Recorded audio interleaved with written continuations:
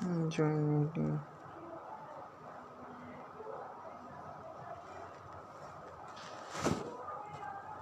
SU double CELS। क्या से क्या हो गया देखते जाने कितने सुन थे।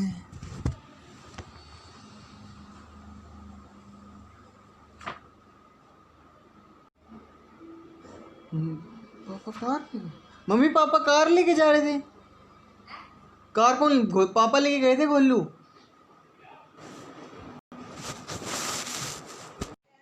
कार कौन लेके जा रहे थे पापा। गोलू लेके गया। अच्छा कुछ नहीं गोलू लेके गया था मेरे को लगा पापा लेके गए थे।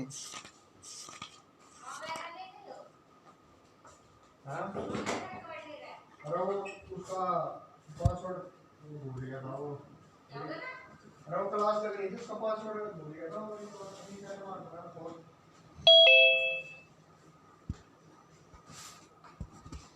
24 which overissued 20,000 collateral security of loan. This the company was unable to repay loan interest on payable। Sir ये तो एंट्री कुछ और है। एंट्री तो है जो हमें चाहिए। क्या से क्या हो। हाँ जी बेटे, पहले आप लोग बताइए अगर कोई डाउट है किसी तरह का तो। जो कल आप लोगों ने क्वेश्चन की बैलेंस शीट पूछी, एग्जांपल या क्वेश्चन कह रहे हो बेटे? क्वेश्चन। अब वंस अगेन आपने टोटल बैलेंस शीट नहीं बनानी बेटे, ध्यान रखना। आपने सिर्फ जो हमने डिवेंचर इश्यू किया है कोलेटरल सिक्योरिटी उसकी बैलेंस शीट बनानी है आपने बस। ठीक है ओके सर। अभी मैं डिस्कस कर लेता हूँ इसमें क्या दिया हुआ आपको। क्वेश्चन नंबर 23 की बैलेंस शीट में फॉर्मेट आप बना लोगे अपने आप। फॉर्मेट को आपको याद रखना ही पड़ेगा, उसमें कोई सोल्यूशन नहीं है किसी भी तरह का। और कोई डाउट बेटा इसके अलावा? और सर वो आप एडमिशन ऑफ पार्टनर का पूछा था ना, हाँ उसमें जो मैंने आपको बता रही थी कि वो पेज पे आया हुआ था वो इलिस्ट्रेशन तो 81 तक गए हुए हैं, बल्कि 74 क्वेश्चन से ही एडजस्टमेंट शुरू हो जाती है, तो वो नहीं करना ना। तो हमने तो बात बता तो देते रिवांशी आपको, आप इस बात को बार बार क्यों पूछ रहे हैं बेटे? आपने प्रैक्टिकल क्वेश्चन बताइए ना, मैं इलिस्ट्रेशन की बात कर रही हूँ। मैं आपको ये आप क्वेश्चन सोचो ही मत, आप प्रैक्टिकल एग्जांपल सोचो ही मत। क्वेश्चन कुछ भी आपने सिर्फ एडजस्टमेंट ऑफ कैपिटल नहीं करनी, चाहे वो आपका क्वेश्चन नंबर 150 दिया हुआ एडिशनल में, अगर वो एडजस्टमेंट ऑफ कैपिटल का क्वेश्चन है तो उसमें एडजस्टमेंट निकाल दो, बाकी क्वेश्चन तो आ सकता है पेपर में बेटे। आप इस बात को क्यों नहीं समझ रहे? Sir new partner capital not given, ये एडजस्टमेंट है। एडजस्टमेंट है ये भी आपको पता है। आपने adjustment of capital eight the time of admission will be of two types. Number one, when the new partner's capital will be adjusted on the basis of old partner capital, and second one is vice versa, जिसमें हम old को adjust करते हैं new के base पर। तो ये दोनों एडजस्टमेंट है ना बेटा ये। okay. आपके पास रिटर्न आया हुआ है, इसका रिटर्न नोट्स भी है, उस नोट्स को दोबारा खोल कर देखो जो मेरे हाथ से बने हुए नोट्स हैं, उसमें क्लियर लिखा हुआ है एडजस्टमेंट के टॉपिक को हमने दो पार्ट में डिवाइड किया हुआ है। न्यू ओल्ड के बेस पर न्यू को एडजस्ट करना और न्यू के बेस पर ओल्ड को एडजस्ट करना। ठीक है ना? तो सिलेबस पर रहो आप, मतलब क्वेश्चन वाइज मत चलो। बार बार मैं आपको कह रहा हूँ कि कंसेप्ट रखो कि कौन सा कंसेप्ट आना है कौन सा कंसेप्ट नहीं आना।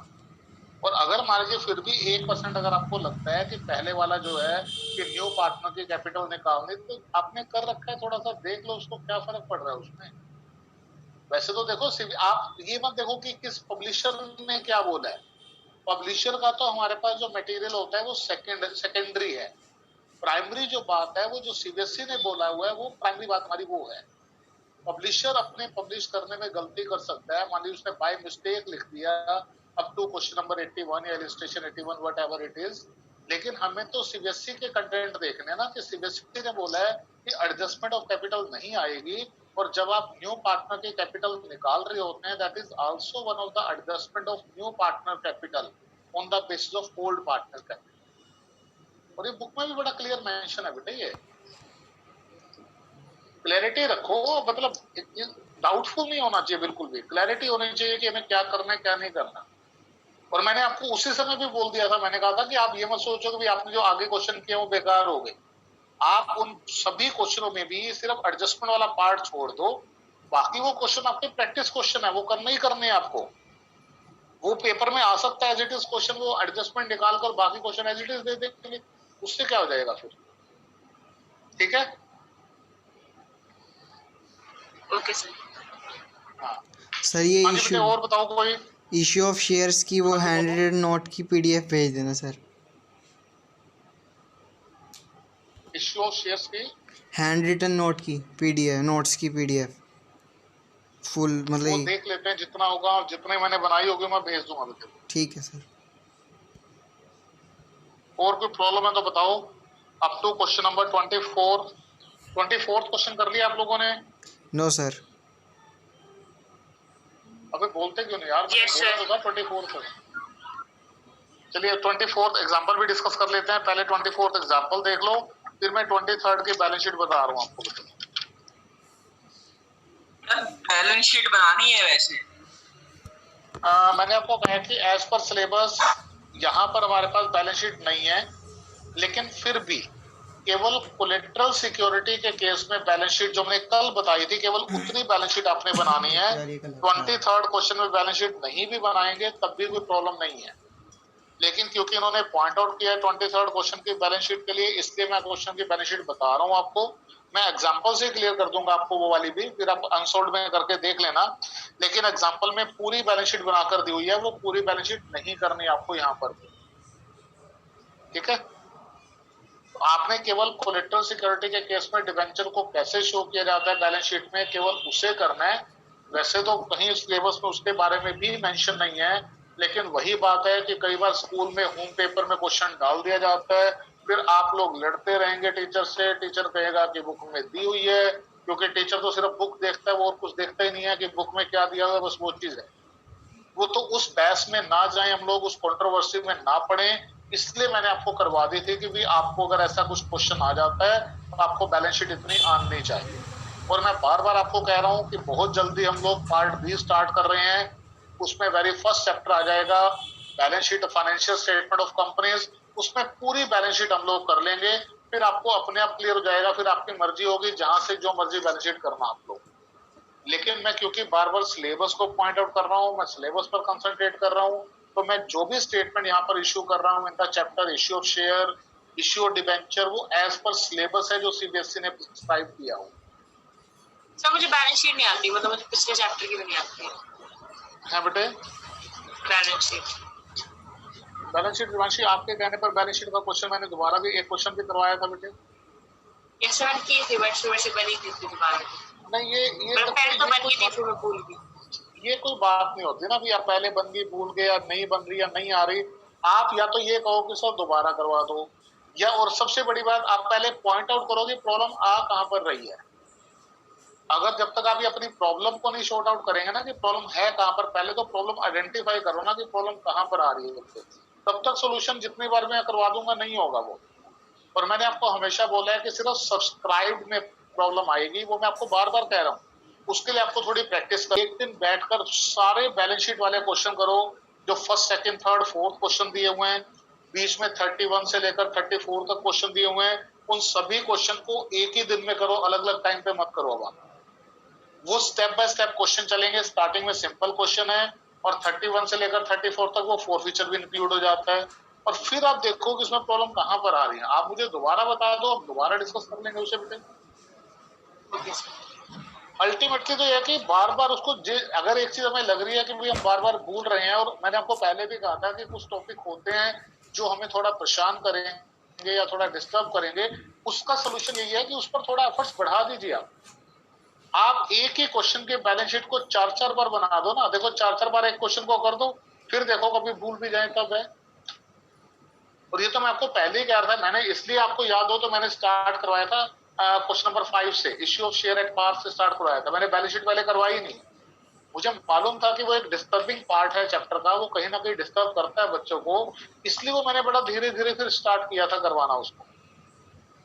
तो hardly matter, issue of debenture खत्म होने दो, उसके बाद पहले आप लोग देख लो, दोबारा कहोगे तो हम एक लेक्चर बैलेंस शीट पर दोबारा भी लगा देंगे, लेकिन बात फिर वही आएगी कि subscribe and fully paid up, subscribe but not fully paid up. उस पे पहले आप एक्सरसाइज कर लो पूरी की प्रॉब्लम कहाँ आ रही है, ताकि जब मैं आपको बताने लगूं तो आप फिर क्वेरी कर सको कि सर हमारे अकॉर्डिंगली तो ये है, आप ऐसे कैसे लिख रहे हैं, या ये चीज ऐसे कैसे आएगी। उसके लिए पहले आपको एक्सरसाइज करनी पड़ेगी तब, अदरवाइज तो मैं दोबारा क्वेश्चन सोल्व कर दूंगा, उस समय आप यस कह दोगे, बाद में फिर प्रॉब्लम आ जाएगी। तो जरूरी है कि एक बार आप इनिशिएटिव ले लो दोबारा से। तो जैसे इश्यू डिवेंचर खत्म होता है, हम नेक्स्ट लेक्चर दोबारा बैलेंस शीट पर लगा देंगे, हम उसके लिए मना नहीं कर रहे, लेकिन कभी ये नहीं बात होनी चाहिए कि भी हमें नहीं आ रही, ये चीज ना हो। आपको जो चीज नहीं आ रही है पॉइंट आउट कर दो, हम दोबारा करवाएंगे उससे, उसकी चिंता मत करवा।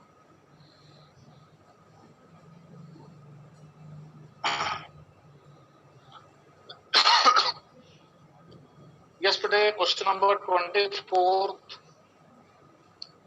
देखो हमने बात की थी issue debenture as collateral security की, और अभी तक जो हमने बात था कि collateral security means secondary security होता है, जो कि प्राइमरी सिक्योरिटी के एडिशन में प्रोवाइड की जाती है।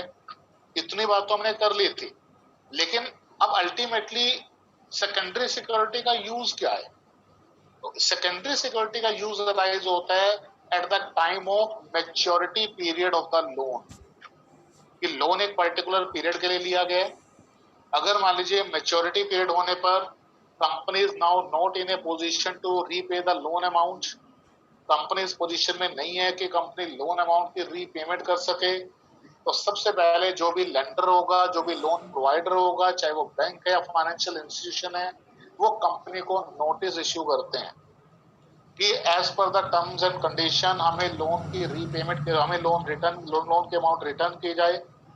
और अगर मान लीजिए इसमें कोई डिले होता है तो विद इंटरेस्ट वो लोन की अमाउंट रिटर्न करने की डिमांड करते हैं, but after giving a suitable time, अगर कंपनी किसी तरह का कोई रिस्पॉन्स नहीं देती, या मान लीजिए कंपनी खुद ये रिस्पॉन्स दे देती है कि company is not in a position to repay the loan amount, then in that case the lender will file a case against the company in the court.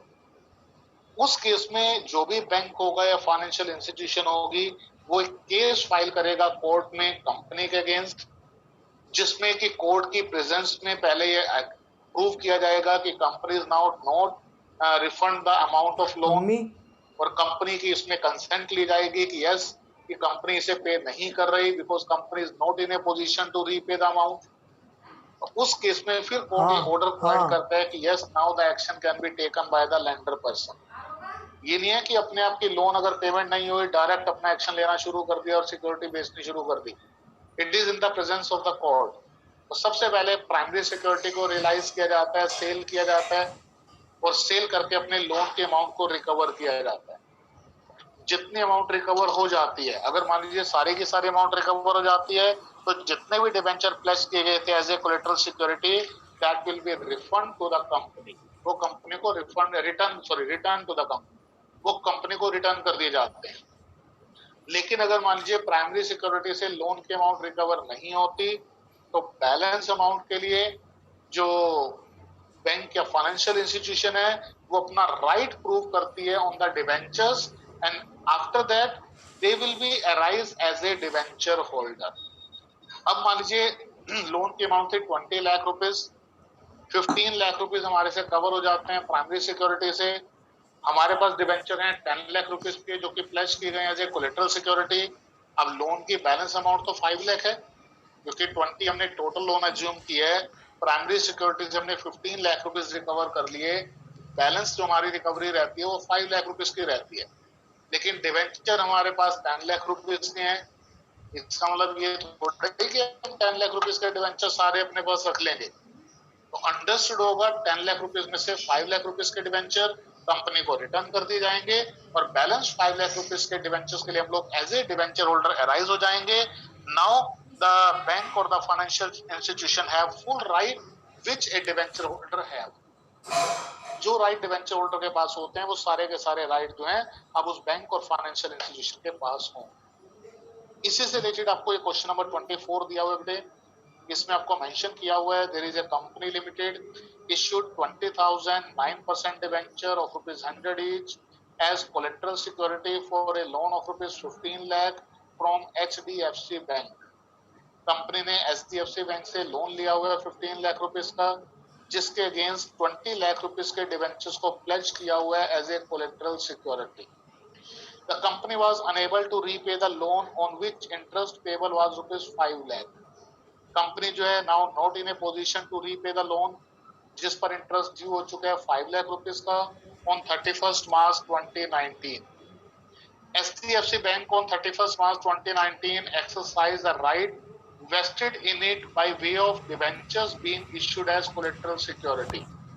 अब HDFC बैंक क्या कर रहा है 31 मार्च 2019 को अपना राइट प्रूव करने जा रहा है with the help of the court उन डिवेंचर्स पर जो कि उसके पास as a collateral security pledge किए गए थे। आपसे जनरल एंट्रीज की डिमांड की गई है in the books of the company. अब आपको एंट्रीज पास करनी है 31 मार्च 2019 की डेट में, जिसमें सबसे पहले जितने debenture as a collateral security pledge किए गए थे उसे कैंसिल करने के लिए जस्ट रिवर्स एंट्री पास की जाती है। दैट मींस वो एज ए कोलेट्रल सिक्योरिटी वाला एग्रीमेंट हमारा फुलफिल हो रहा है, उसके लिए हम रिवर्स एंट्री पास करते हैं। पहले आपने एंट्री पास की थी debenture suspense account debit to debenture account, अब उस एग्रीमेंट को कैंसिल करने के लिए एंट्री रिवर्स हो रही है debenture account debit to debenture suspense account. एक पिछली एंट्री हमने कैंसिल कर दी। अब यहाँ पर लोन की अमाउंट है 15 लाख और 5 लाख रुपीस इंटरेस्ट ड्यू हो चुका है। ये दोनों लायबिलिटीज कंपनी फुलफिल करेगी। इसके लिए loan account debit 15 lakh rupees liability fulfil हो रही है, outstanding interest account debit 5 lakh rupees to 9% debenture account. Company ने पहले वाले डिवेंचर कैंसिल कर दिए, पहले वाली एंट्री कैंसिल कर दी और ये 9% डिवेंचर अब 20 लाख रुपीस के कंपनी ने अपनी बुक में एक्चुअल लायबिलिटी शो कर दी कि अब वो पर्सन कंपनी के लिए as a debenture holders arise हो गए। तो ये ट्रीटमेंट आपने ध्यान रखनी है। छोटा सा क्वेश्चन है लेकिन अच्छा क्वेश्चन बनता है मैच्योरिटी डेट का कि कंपनी के बुक्स ऑफ अकाउंट में कैसे ट्रीटमेंट की जाती है when company will not be in a position to repay the amount of loan to the bank। तो उस केस में पहले जो है हमने एंट्री पास की उसको हमने कैंसिल करना है, उसके बाद लोन और इंटरेस्ट की लायबिलिटी फुलफिल करनी है by the issue of actual debentures. तो ये तो बुक्स की बात है, अल्टीमेटली तो डिवेंचर उनके पास ऑलरेडी हैं। ये तो हमें केवल अपनी बुक में एडजस्टमेंट दिखानी है कि पहले डिवेंचर सस्पेंस वाली एंट्री कैंसिल हो गई, उसमें हमने टेम्परेरी लायबिलिटी शो की थी, अब हमने एक रियल लायबिलिटी शो कर दी और लोन और इंटरेस्ट के फॉर्म में लायबिलिटी हमने क्लोज कर दी। उसके कंपेटिबली अब डिवेंचर्स की फॉर्म में लायबिलिटी अराइज हो गई in the books of the company. Question छोटा सा है, सिंपल सा है, लेकिन अच्छा क्वेश्चन बनता है। कंसेप्ट बेस्ड क्वेश्चन है। इसमें कंसेप्ट अराइज हो रहा है कि मैच्योरिटी डेट पर अगर पेमेंट नहीं होती तो किस तरह से हम उसे शो करते हैं इन the companies books of account. इसके बाद बेटे क्वेश्चन नंबर 23 बोला है आपने। डायरेक्ट क्वेश्चन की बात कर लेते हैं। क्वेश्चन में क्या दिया हुआ है, पहले मैं एग्जांपल कह रहा था लेकिन अब क्वेश्चन देख लेते हैं क्योंकि एग्जांपल में पूरी बैलेंस शीट बनी हुई है वो फिर डिस्टर्ब करेगी हमें, क्योंकि सॉल्यूशन इसलिए कम डिस्कस किए जाते हैं क्योंकि वो सॉल्यूशन सामने देखकर डिस्टर्बेंस ज्यादा होती है फिर हमें क्वेश्चन करते हैं। X Limited issued 25,000 9% debenture of ₹100 each at a premium of 4 per debenture on 1st April 2017. On the same date, it purchased fixed assets ₹10 lakh and took over current liabilities 70,000. Y Limited paid cash and remaining by issue ₹5 lakh 9% debenture premium. On the same date, it took a loan from the bank ₹6 lakh and issued 9% debenture as collateral security. Give entries and extract the balance sheet. हाँ जी, रिवांशी एक बार unmute करो अपने आप को।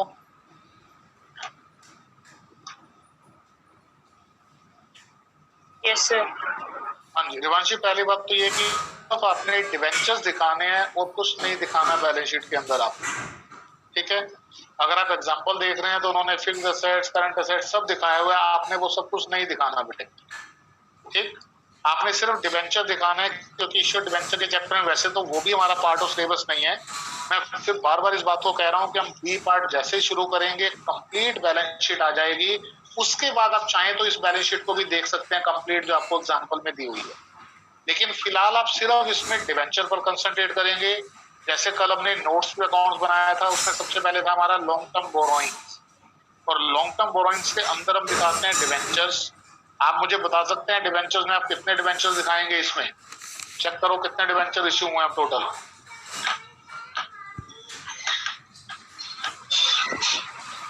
37 लाख। 25 पहले issue हुए हैं, उसके बाद 5 लाख इशू हुए हैं वेंडर को। सर 26 में 30 लाख। हाँ जी बेटे, प्रीमियम जोड़ेंगे नहीं, प्लस नहीं करेंगे इसके अंदर। आपको कितनी बार ये बात बतानी पड़ेगी अच्छा, कि शेयर कैपिटल और डिवेंचर हमेशा फेस वैल्यू से दिखाए जाते हैं। लास्ट टाइम जब आपने क्वेश्चन किया था तब भी हमने बोला था कि डिवेंचर, और जब आप एंट्रीज पास कर रहे थे तब भी हमने बार बार आपको बोला कि debenture will always shown by its face value. आपको इस बात की नॉलेज शायद है कि प्रीमियम के लिए हम लोग security premium reserve account open करते हैं और उसे रिजर्व एंड सरप्लस के हेडिंग में दिखाया जाता है। हम उसे शेयर कैपिटल में या डिवेंचर में नहीं दिखाते। इश्यू ऑफ शेयर में भी आप लोगों ने बार बार ये बात पॉइंट आउट की थी, याद है कि भूल गए आप लोग? Yes sir. तो सिर्फ face value 25 lakh rupees, 5 lakh के वेंडर को 30 लाख रुपीज और 6 लाख हमने डिवेंचर एंड इशूड 9% डिवेंचर। अब देखो इसमें क्लियर नहीं किया हुआ कि हमने कोलेटरल सिक्योरिटी में कितने डिवेंचर इशू किए हैं। तो आप एज्यूम कर सकते हैं कि जितना लोन लिया है इतने डिवेंचर, आप कुछ मर्जी एज्यूम कर लो, कुछ मर्जी। हम इसके इक्वल एज्यूम कर लेते हैं, तो 25 + 5 + 6 टोटल हो गए 31 लाख। तो आप डिवेंचर दिखाएंगे, debenture 31 lakh less debenture suspense account 6 lakh, net amount आ जाएगी 25 लाख। मैंने इसलिए कहा कि कुछ भी एज्यूम कर लो, क्योंकि जो प्लस करोगे वही माइनस करना पड़ेगा। लाइक जो एक बैलेंस शीट मैंने आपको बताई थी, मैं वापस उसी बैलेंस शीट पर जा रहा हूँ। ये देखिए इस तरह से दिखाना है आपने बेटे। तो डिवेंचर्स आप दिखाएंगे 31 लाख, जिसमें 25 लाख एक डिवेंचर है, 5 लाख के वेंडर को इश्यू किए हैं और 6 लाख एज कोलेटरल सिक्योरिटी। तो डिवेंचर दिखाएंगे 31 lakh less debenture suspense account 6 lakh. तो 36 लाख नहीं दिखाएंगे? हाँ बेटे 25 + 5 30, 30 + 6 36। अच्छा सॉरी मैं टोटल गलत कर रहा हूँ। 25 + 5 25 ही है ना उसमें? हाँ 25 + 5 30 और +6 36 लाख। तो 36 लाख रुपीज बेटे पहले डिवेंचर में, less debenture suspense account 6 lakh, net amount 30 lakh rupees. और जितना आपने लोन लिया है वो लोन दिखाएंगे और ब्रैकेट में एज इट इज लिखेंगे ऑन द कोलेटरल सिक्योरिटी और डिवेंचर ऑफ ₹6 लाख। आपने केवल इतना नोट्स टू अकाउंट्स बनाना है डिवेंचर के केस में 101%।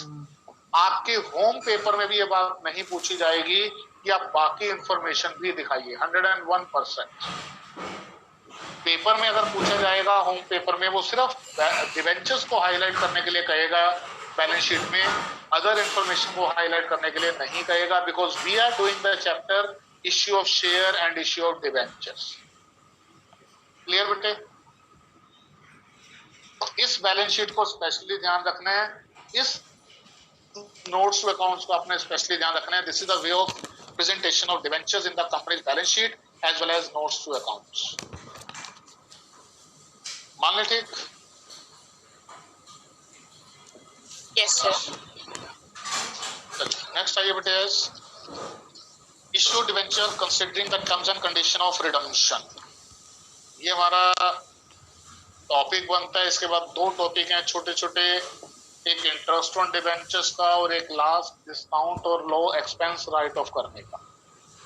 Issue of debenture considering the terms and condition of redemption, and now we know that a company can issue its debenture against cash by 3 ways. Against cash हम 3 तरह से debenture को issue कर सकते हैं। These are debenture issued at par, debenture issued at premium and debenture issued at discount. But debentures can be redeemed. Redemption of debenture means repayment to debenture holders, debentures can be redeemed only by 2 ways. Debentures का redemption केवल 2 ही तरह से किया जा सकता है. It is either at par और at premium. Debentures never ever will be redeemed at discount. Debenture कभी भी डिस्काउंट पर रिडीम नहीं होंगे. डिवेंचर्स कभी भी डिस्काउंट पर रिडीम नहीं किए जा सकते. ऐसा कोई सिचुएशन ही अराइज नहीं होगी. उसका रीजन क्या है कि अगर मान लीजिए इन्वेस्टर का, अगर हम आपसे कहते हैं कि इन्वेस्टर का मेन ऑब्जेक्टिव क्या होता है, इन्वेस्टर का मेन ऑब्जेक्टिव होता है security of investment along with A reasonable और हैंडसम रिटर्न.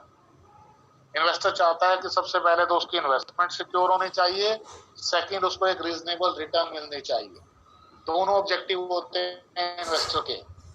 और अगर मान लीजिए कंपनी किसी इन्वेस्टर को ये बात कहे कि आज आप हमसे 100 रुपीज का डिवेंचर दे दीजिए, 100 रुपीज का डिवेंचर ले लीजिए और कल हम आपको 97 या 98 रुपीज रिटर्न करेंगे आफ्टर 5 ईयर, ऐश करिए. तो इतनी ऐश कोई नहीं करना चाहेगा. कोई भी इन्वेस्टर ऐसी ऐश नहीं करना चाहेगा कि वो कंपनी को 100 रुपए दे और कंपनी उसे उसके रिटर्न में कल को जो है आफ्टर सम टाइम कंपनी उसे 97 या 98 या लेस देन 100 रुपीज रिटर्न करे. That's why the debentures can be redeemed at par. It can be redeemed at premium, but debentures can never be redeemed, never ever can be redeemed at discount. तो issue की 3 condition और redemption की 2 condition को अगर हम multiply कर देते हैं तो टोटल 6 केसेस बन जाते हैं हमारे पास related to the topic issue of debentures considering the terms and condition of redemption. Revision के टाइम ये टॉपिक सिर्फ 2 मिनट का है, लेकिन जब फर्स्ट टाइम करवाया जाता है तो सारी डिटेल आपको समझानी पड़ती है, बताना पड़ता है. लेकिन जब रिवीजन या इसके बाद करवाने के बाद बताया जाएगा तो 2 मिनट लगते हैं इसको समझाने में बस. तो 1 बाय 1 हम केस डिस्कस कर रहे हैं बेटे. सबसे पहला case, when debentures issued at par and redeemable also at par. जब कंपनी डिबेंचर इश्यू करती है एट पार और रिडीमेबल भी, रिडम्पशन भी करनी है हमें at par. For example 100 rupees का डिबेंचर इश्यू किया जा रहा है 100 रुपीज में और रिडीम भी हमें करना है 100 रुपीज में. Issued at par, redeemable also at par. Now what will be the journal entries at the time of issue and at the time of redemption? वैसे तो सिलेबस में अब रिडम्पशन और डिवेंचर नहीं है. पेपर में रिडम्पशन की एंट्रीज नहीं पूछी जाएंगी किसी भी केस में, लेकिन चलिए फिर भी छोटी सी 2 एंट्री की बात है. आपकी केवल नॉलेज को एनरिच करने के लिए हम यहाँ पर रिडम्पशन की एंट्री आपको बता रहे हैं. अदरवाइज सिलेबस में क्लियर मेंशन किया हुआ है कि रिडम्पशन डिवेंचर डिलीट हो चुका है, नहीं आएगा. सिर्फ इश्यू की एंट्रीज ही पूछी जाएंगी. तो जब अब आपको आई थिंक नॉलेज है कि जब कंपनी डिवेंचर इश्यू करती है against the lumpsum payment at par तो 2 एंट्रीज पास की जाती हैं. First entry, bank account debit to debenture application and allotment account. Whatever the percentage will be given, you will use that percentage. हमने 100 rupees assume की है तो 100 rupees से entry होगी. और सेकेंड एंट्री, ट्रांसफर करने की money, debenture application and allotment account debit to debenture account. यहीं से हम लोगों ने अकाउंटिंग ट्रीटमेंट की स्टार्टिंग की थी. हमने स्टार्टिंग में आपको यही एंट्रीज बताई थी. Issue debenture against lumpsum payment when debenture are issued at par, premium और डिस्काउंट. दोनों एंट्रीज क्लियर है आपको बेटे. ये इश्यू के टाइम की. Now at the time of redemption, redemption के टाइम भी एंट्रीज जो अकाउंटिंग ट्रीटमेंट का वे होता है, it is by passing 2 journal entries. पहले हम अमाउंट ड्यू करते हैं डिवेंचर होल्डर्स की, फिर उनकी पेमेंट करते हैं. तो अमाउंट ड्यू करते समय एंट्री पास की जाती है बेटे डिबेंचर अकाउंट डेबिट. कंपनी अपनी लायबिलिटी फुलफिल कर रही है. लायबिलिटी को फुलफिल करने के लिए, डिबेंचर के बैलेंस को क्लोज करने के लिए उसे डेबिट किया जा रहा है to debenture holders account. Now the debenture holders are our creditors. उन्होंने हमसे पेमेंट लेनी है एज ए क्रेडिटर उन्हें क्रेडिट किया जा रहा है। दिस इज अमाउंट ड्यू, जब अमाउंट ड्यू होगी रिडम्पशन के टाइम उसकी एंट्री, और अब डिवेंचर होल्डर्स को पेमेंट कर दी जाती है। एंट्री बनती है debenture holders account debit to bank account. ये अमाउंट पे करने की एंट्री अमाउंट पेड। और अगर आप ये पूछना चाहते हैं कि सर हम डायरेक्ट एंट्री पास कर सकते हैं डिवेंचर टू बैंक, तो आंसर होगा नो। आप एक कंपाउंड एंट्री पास नहीं कर सकते। अगर ऐसा होता तो फिर यहाँ भी हम कंपाउंड एंट्री पास कर लेते, हमें क्या जरूरत थी 2 एंट्रीज लिखने की। तो जो अकाउंटिंग वे है वो आपको उसी वे को फॉलो करना होगा। हर केस में कंपाउंड एंट्री पॉसिबल नहीं होती या नहीं दी जाती as per the accounting treatment given in the act. Yesterday, these are the journal entries and company issued it debenture at par and redeemable also at par. Company ने 100 rupees का debenture 100 rupees में issue किया और redemption के time redeem कर दिया, तो issue के टाइम क्या एंट्री होंगी और रिडम्पशन के टाइम क्या एंट्रीज होंगी, ये एंट्री हमने आपको लिखकर दिखाई है। Yesterday, any doubt in the first case? When debenture issued at par, redeemable also at par. First 3 case में डाउट नहीं होना चाहिए। यस, डाउट होना भी नहीं चाहिए बेटे, क्योंकि सिंपल है ये। रिवांशिक से रिस्पॉन्स आ गया है फ्रॉम अदर साइड। इवन अगर फिर भी आप रिपीट करने के लिए कहते हैं I am ready to repeat the same, but the entries are the very initial journal entries which we discussed at the time of starting of the chapter. Sir जो चैप्टर ऑमिट हो गया वो सारा इसी पे बेस्ड था। वो सारा ये मतलब कि ये टॉपिक तो ये था हमारा, ये मेन तो उसका बेस यही था। जो ये टॉपिक चल रहा है मेन बेस ये था, लेकिन उसमें इसके बाद हमें मेथड स्टडी करने थे रिडम्पशन ऑफ डिवेंचर के। कि ये तो हमने एंट्री दे दी कि रिडीम के टाइम एंट्री करते कैसे हैं। उसमें था कि different methods for the redemption of debenture क्या क्या होते हैं, वो था। वो पूरा चैप्टर ही नहीं है। तो वैसे तो इस चैप्टर में भी आप देखेंगे। हाँ बोलो।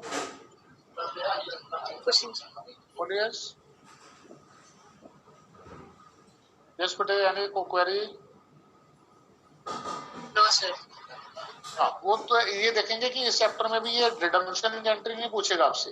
ये सिर्फ चैप्टर में बताई हुई है, तो मैंने इसलिए आपके साथ शेयर कर दी है। वो पहले तो करवा दी जाती थी क्योंकि हमें रिडम्पशन और डिवेंचर का चैप्टर करवाना होता था। अब तो चैप्टर है ही नहीं, तो अगर ये 2 एंट्री नहीं भी करते तब भी प्रॉब्लम नहीं थी। लेकिन चलो एटलीस्ट इतनी नॉलेज तो होनी चाहिए, क्योंकि एंट्री तो बिल्कुल सिंपल सी है, ड्यू करने की और पे करने की। तो इतनी ट्रीटमेंट आपको पता होनी चाहिए कि रिडम्पशन के टाइम इस तरह से 2 एंट्री पास की जाए।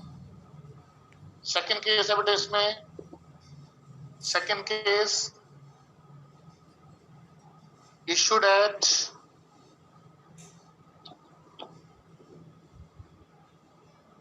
issued at premium, redeemable at par,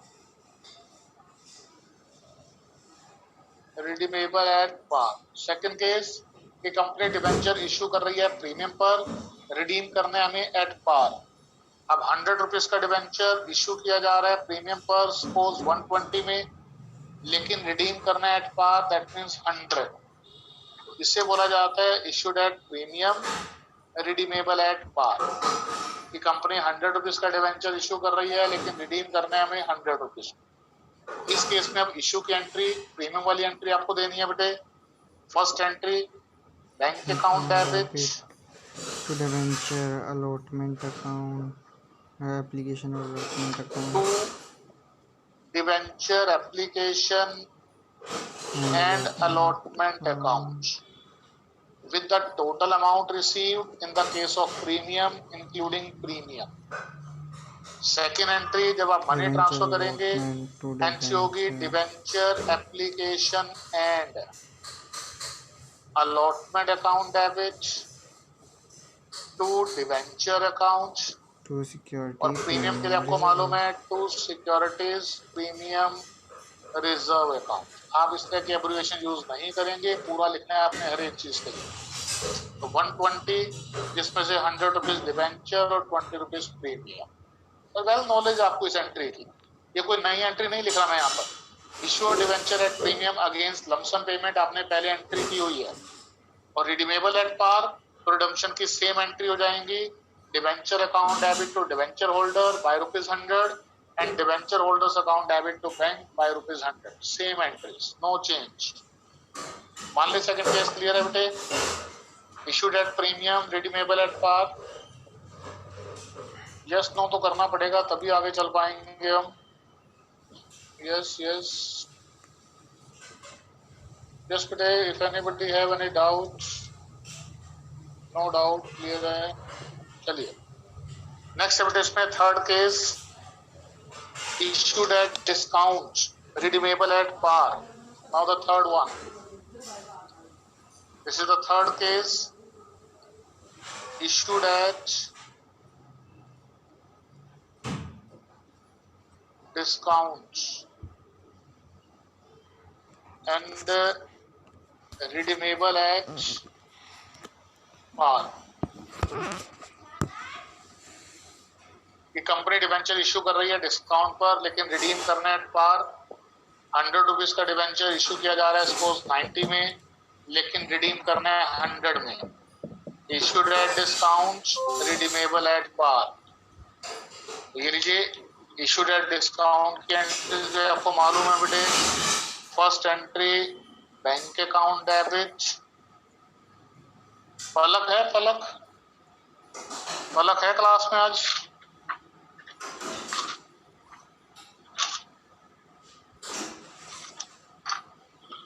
Devanshi पलक है बेटे क्लास में आज? नो सर नहीं है. Application and allotment account. और कौन कौन नहीं है ध्रुव आज?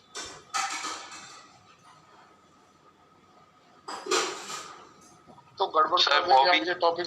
बॉबी ध्रुव मेहता आया था नहीं है. चार्वी भी नहीं है. नहीं है सर अभी. ध्रुव मेहता भी नहीं है. गलत है यार, तो बहुत जरूरी है. ध्रुव मेहता थोड़ा अनफिट चल रहा है. उसकी बात हुई है मेरे साथ. वो अनफिट चल रहा है, छुट्टी पे चल रहा है. वो उसने 1 वीक 10 डेज की छुट्टी ली हुई है. अभी वो नहीं ज्वाइन करेगा अभी. और सर चार्वी भी नहीं है. चार्वी भी नहीं है, पलक भी नहीं है. वो भी तो आया था. वो भी तो क्लास में मैंने खुद एडमिट किया उसे. यस सर पहले 10 थे अब 9 रह गए. चलिए देखते हैं. बीच में रोकना पड़ेगा, कल कंटिन्यू करना पड़ेगा इसे फिर हमें, क्योंकि उनको फिर बताना पड़ेगा. इस पे issued at discount, redeemable at par. इसमें पहले हम